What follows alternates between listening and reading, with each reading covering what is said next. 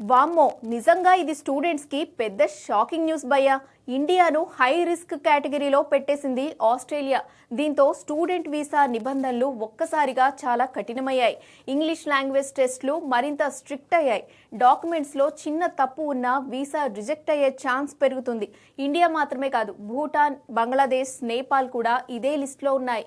ఈ దేశాల స్టూడెంట్స్ నుంచి ఫేక్ మార్క్ షీట్లు, నకిలీ బ్యాంక్ బ్యాలెన్స్ సర్టిఫికెట్లు ఎక్కువగా బయటపడడంతో ఆస్ట్రేలియా ఈ నిర్ణయం తీసుకుందట. ఇక ఇప్పటికే అమెరికా, యూకే, కెనడా ఇప్పటికే ఇలాగే స్టూడెంట్ వీసాలపై కఠినంగా వ్యవహరిస్తున్నాయి. ఇప్పుడు ఆస్ట్రేలియా కూడా అదే దారిలోకి వచ్చింది. కానీ అదే సమయంలో న్యూజిలాండ్ మాత్రం ఇండియన్ స్టూడెంట్స్ కి నిబంధనలు సడలించింది. మొత్తంగా చూస్తే విదేశాల్లో చదవాలనుకునే వాళ్ళకి ఇది అలర్ట్ సిగ్నల్. షార్ట్ కట్లు, ఫేక్ డాక్యుమెంట్స్ తో భారీ ప్రమాదం తప్పకపోవచ్చు. ఒక తప్పు మీ ఫ్యూచర్ ని బ్లాక్ చేయొచ్చు. కాబట్టి క్లియర్ గా ప్లాన్ చేసుకొని నిజమైన మార్గంలోనే ముందుకెళ్లడం చాలా ముఖ్యం.